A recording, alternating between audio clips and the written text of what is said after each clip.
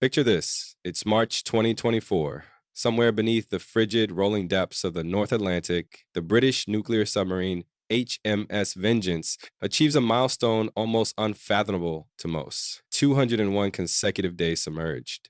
That's nearly 7 months without sunlight, without fresh air, and without any contact with the outside world, save for encoded one-way dispatches from military command. Within this pressurized steel cocoon, 130 sailors go about their duties with absolute focus, operating in one of the most extreme and invisible environments on Earth.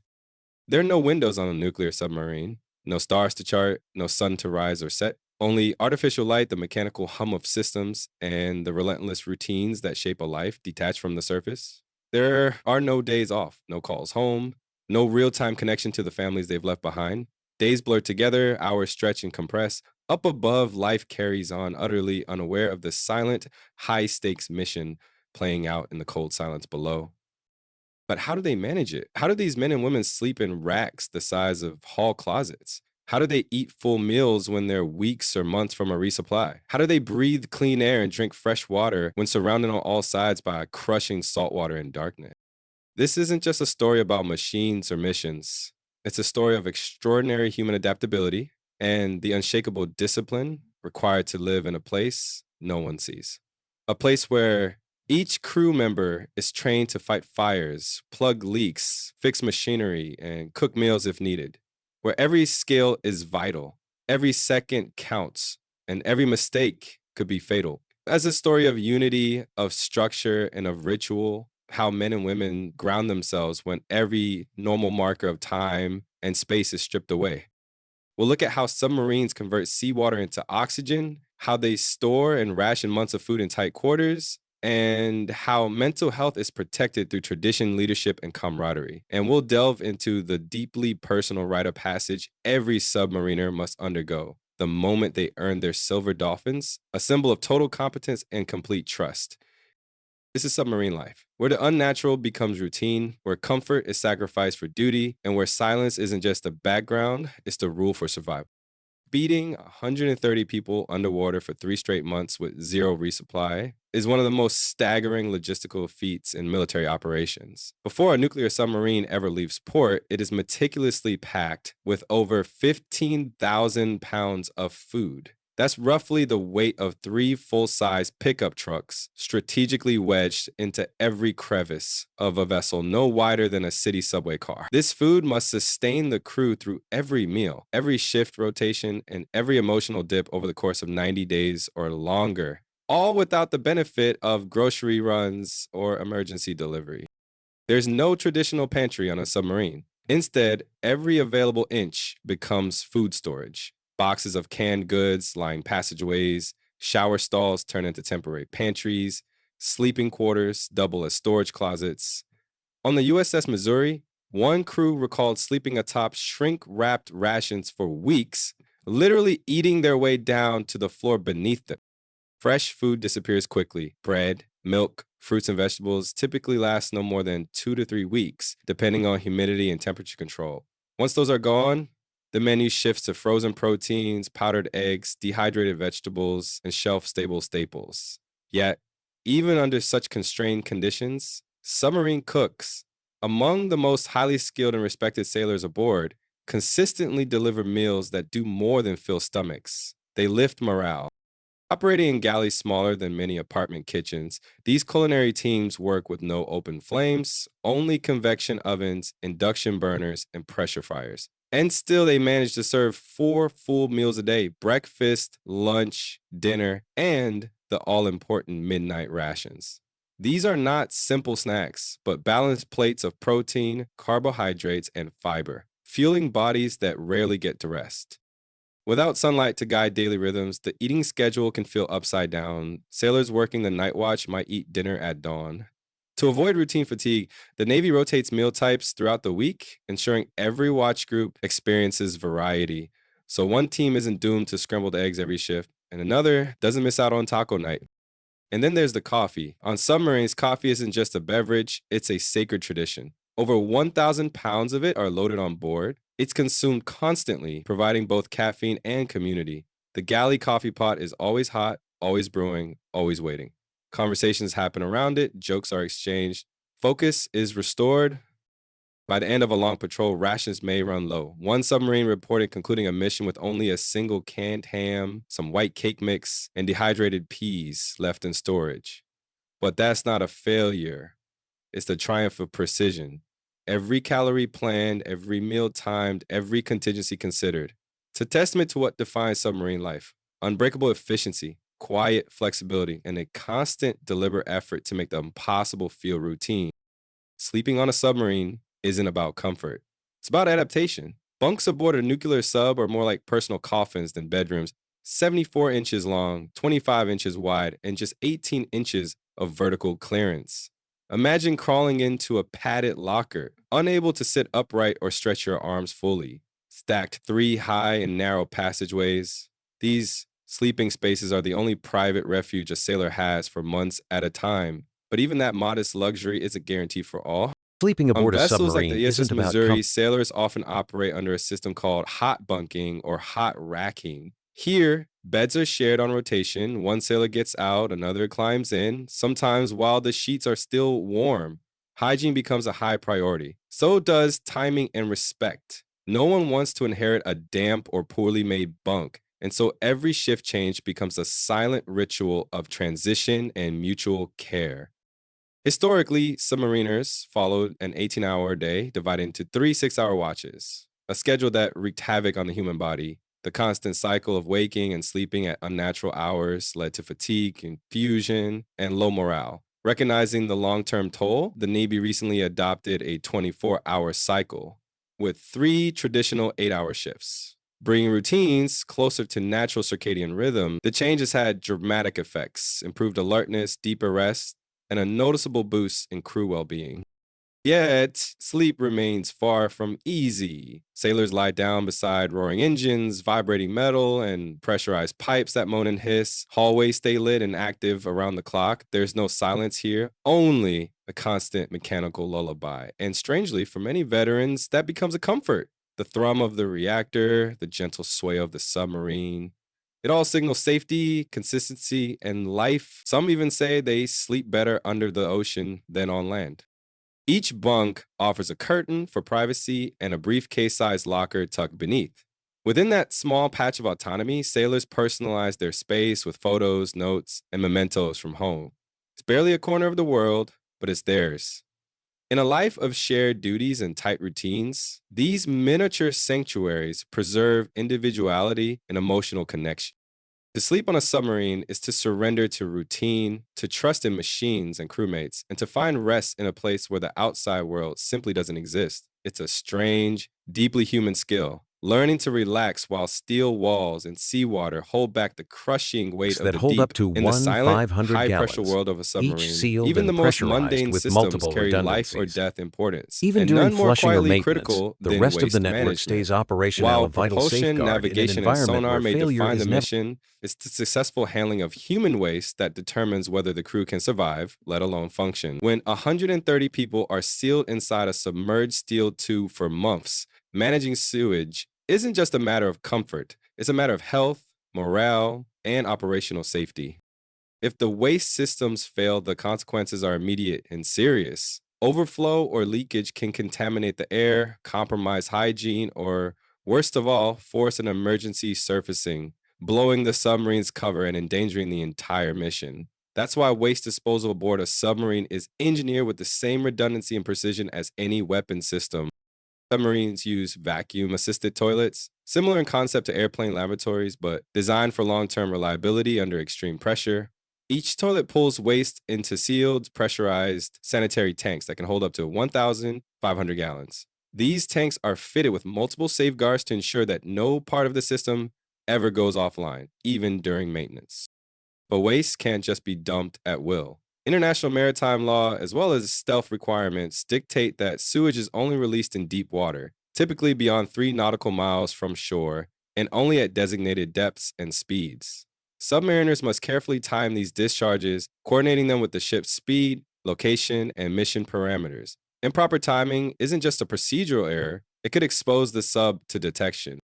Solid trash, too, is handled with military precision. There are no trash cans or daily garbage collections like on land. All waste is sorted, compacted, and prepared for ejection. Dry refuse, wrappers, packaging, food waste is crushed into perforated steel containers. These containers are weighted and expelled through a specialized trash disposal unit designed to send them sinking silently to the ocean floor. This prevents any trace of the sub's presence from ever floating to the surface. Even before a patrol begins, waste planning is in motion. Cardboard and excessive packaging are stripped from supplies before loading. Every item that makes it on board is chosen for minimal waste, easy compaction, or safe disposal. If it can't be broken down or ejected without risk, it doesn't come aboard. And then there's the human element. Using the restroom at sea isn't intuitive. Every sailor is trained to operate the system properly, timing flushes, checking vacuum seals, avoiding clogs. A poorly timed flush or accidental misuse can trigger backups, disable an entire toilet, and put stress on the rest of the system. On older submarines, these breakdowns sometimes sidelined lavatories for hours, creating discomfort, frustration, and logistical chaos. It may sound comical, but it's no joke. Waste management on a submarine is treated with the same seriousness as reactor drills or fire response. Systems are monitored continuously, procedures are drilled regularly, and every sailor, regardless of rank, shares responsibility for keeping this vital function running smoothly. In a space where there's almost no privacy and even less room, the most human needs must be handled with discipline and respect. It's not just about sanitation, it's about maintaining dignity in close quarters, preserving morale, and reinforcing the quiet, collective professionalism that defines life under the sea. At first glance, a submarine seems like the last place humans should be able to survive. Trapped hundreds of feet below the surface, sealed in steel, surrounded by salt water and pressure, it's an environment as inhospitable as space. And yet, modern nuclear submarines don't just support life, they create it. They generate everything necessary to keep 130 people alive for months, starting with the two most vital resources, air and water. Contrary to what one might expect, submarines don't carry massive reserves of oxygen. Instead, they manufacture it on demand using a process called electrolysis. Seawater is drawn in, and through powerful electric currents, water molecules are split into hydrogen and oxygen. The hydrogen is vented harmlessly into the sea, the oxygen is captured, filtered, and fed back into the ship's atmosphere. The numbers behind this process are staggering. A single adult consumes roughly 600 liters of oxygen per day. Multiply that by the entire crew, and the submarine must produce over 78,000 liters every 24 hours without fail. Thanks to their onboard nuclear reactors, which supply near limitless energy, submarines can perform this feat indefinitely as long as seawater is available. If you're sick, submarines must be available. Water too is created on board. Submarines are equipped with distillation systems that boil seawater and condense the resulting steam into pure, drinkable water. These systems can yield anywhere from 10,000 to 40,000 gallons daily. Enough not just for hydration and cooking, but also for hygiene and equipment cooling. It's a closed, precise system where nothing is wasted and everything is calculated. But producing clean air and water is only part of the equation. The other half involves removing the waste we produce, specifically carbon dioxide. As submariners exhale, CO2 accumulates quickly in the sealed environment. Without intervention, levels can rise to dangerous thresholds, causing symptoms from headaches and confusion to unconsciousness and death. To counter this, submarines rely on chemical scrubbers, machines filled with CO2 absorbing compounds like soda lime. These scrubbers operate nonstop, scrubbing the atmosphere clean and maintaining safe, breathable air. Sophisticated sensors track oxygen, CO2, carbon monoxide, hydrogen, and dozens of other variables in real time. If anything slips out of range, alarms trigger instantly and emergency protocols swing into action. There is no margin for error. A failure in life support isn't a glitch, it's a crisis. That's why these systems are backed by layers of redundancy and constant training. Every crew member is drilled to respond to air emergencies, even blindfolded, so that if the worst happens in darkness or chaos, muscle memory takes over. People often compare submarines to underwater space stations. And it's a fair analogy. Both must operate in total isolation, completely self sufficient. Every breath, every sip of water, every heartbeat relies on technology spinning quietly in the background. Submariners live inside a synthetic ecosystem, breathing air made from seawater, drinking water pulled from the ocean, and surviving on the smooth, silent functioning of life support systems. And remarkably, within this engineered cocoon deep beneath the waves, life unfolds without fanfare, quiet, continuous, and unbroken. If technology makes life underwater possible, it's something deeply human that makes it livable brotherhood. You can have the most advanced reactor, the most precise oxygen scrubbers, the best engineered waste systems, but none of it matters if the crew fractures. What holds a submarine together isn't just machinery, it's the invisible code among the sailors, a shared understanding built on respect, sacrifice, and unspoken solidarity. Life aboard a submarine is an exercise in constant closeness. Privacy doesn't exist. There's no retreat, no escape from noise, from presence, from each other. You sleep just inches away from someone else. You eat elbow to elbow, sit shoulder to shoulder, and squeeze through corridors so narrow two people can't pass without turning sideways. In this tight, pressurized world, even a single moment of tension can ripple through the entire crew, unless it's held in check by discipline, by patience, and by trust. That's why submariners follow strict behavioral norms passed down like doctrine. Rule number one, no politics. Divisive conversations have no place below the surface. In an environment where unity isn't optional, personal ideologies are left at the hatch, the mission comes first. Harmony is maintained not by force, but by mutual agreement, by the understanding that silence, cooperation, and emotional restraint are critical to survival. Noise discipline is equally sacred. At any moment, a third of the crew is trying to sleep. Doors are eased shut, not slammed. Conversations are muted, never shouted. Boots never clomp, they tread softly with intention. Even laughter is tempered. This isn't repression, it's respect. Submariners learn to move with awareness, to carry their bodies like shadows through the boat, because rest is currency and peace is priceless. Spatial awareness becomes an art form. Sailors develop an uncanny sense of motion and distance, learning how to pivot, sidestep, or crouch in confined spaces without colliding. They move like dancers through the labyrinth of bulkheads and passageways, anticipating where others are, adjusting without needing to speak. In this world, bumping into someone isn't just clumsy, it's inconsiderate.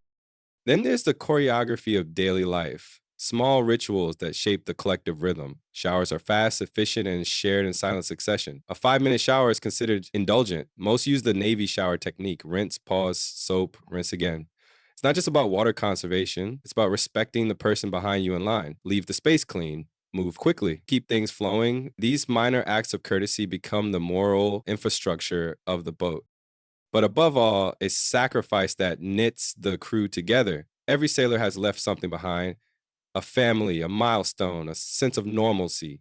Everyone is enduring the same weight. And because of that shared burden, empathy becomes instinctual. Arguments are de escalated, frustrations are swallowed. When someone falters, others close ranks, not with judgment, but with support.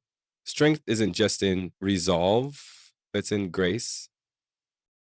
And in the hardest moments, and there are always hard moments, it's the smallest things that matter most. A hot cup of coffee waiting for the next shift, a shared joke passed between compartments, a quiet nod in the hallway that says, "I see you." These gestures form the heartbeat of the crew. They're what keeps spirits intact when the days blur and the pressure builds. Because beneath the weight of the ocean, beneath the machinery and mission, what truly keep the submarine alive isn't just systems, it's brotherhood, built not through grand speeches or ceremony, but through silence, habit, and a collective choice to endure together. Despite all the technology, discipline, and planning that underpin submarine life, one fact never changes: things can go wrong. And when they do, there's no margin for error: no lifeboats, no emergency exits, no windows to break through, or helicopters waiting overhead. Beneath the surface, hundreds of feet deep, the only rescue available is each other. The only solution is action: immediate, precise, and without hesitation. History is littered with sobering reminders. One of the most infamous occurred on April 14th, 1945, aboard the German U boat U 1206. Just weeks before the end of World War II, the captain, unfamiliar with the sub's newly installed high pressure toilet, tried to use it without the guidance of a trained technician. The result? Seawater and sewage flooded the compartment, came into contact with the batteries, and produced toxic chlorine gas. The submarine was forced to surface in hostile waters, spotted immediately by British aircraft. One sailor died, the rest were captured, and the boat was scuttled. A single misstep, one toilet mishandled, led to the end of the mission. It may sound absurd until you understand how delicately interlocked every submarine system truly is. Oxygen, water, power, propulsion, waste, all are part of a tightly regulated environment. One wrong valve turned, one faulty wire, one missed warning sign, and the consequences can escalate with terrifying speed. Submariners live with that knowledge every day, but they don't fear it. They prepare for it.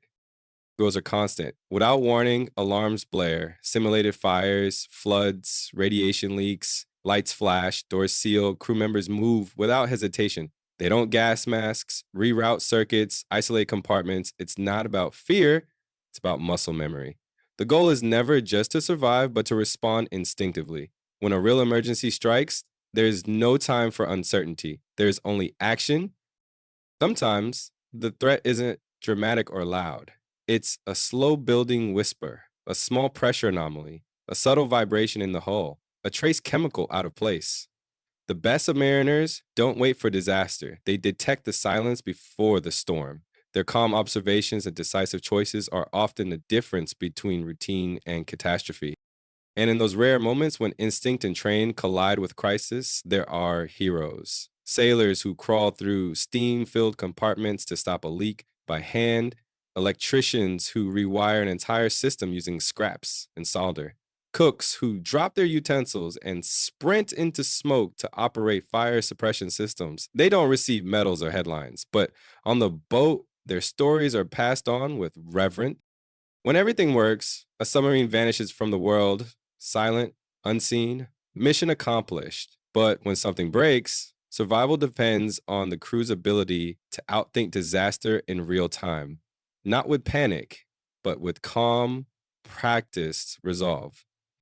Because bravery underwater isn't about dramatics, it's about staying rational in darkness, staying steady under pressure, and remembering that no one is alone. Everyone aboard carries the weight. Everyone trains for the worst. And if that moment comes, everyone is ready to rise, not because they're fearless, but because they're prepared. The submarine is the ultimate crucible of human endurance, not measured in brute strength, but in composure, discipline, and the quiet resilience of the mind. Day after day, week after week, submariners perform with unflinching precision, their lives governed by routine. But behind that efficiency lies a deeper battle, an invisible test against isolation, disorientation, and the creeping toll of life cut off from the world above. Take HMS Vengeance, which remained submerged beneath the North Atlantic for an astonishing 201 consecutive days. That's not just a triumph of engineering or military readiness, it's a profound human accomplishment. For nearly 7 months, the crew lived without sunlight, without fresh air, without a horizon or even a sense of time. Natural rhythms, sunlight, rain, are erased and replaced by rotating ships, fluorescent lighting, and the constant hum of machinery. Time becomes elastic. Days bleed into nights. Weeks dissolve into monotony.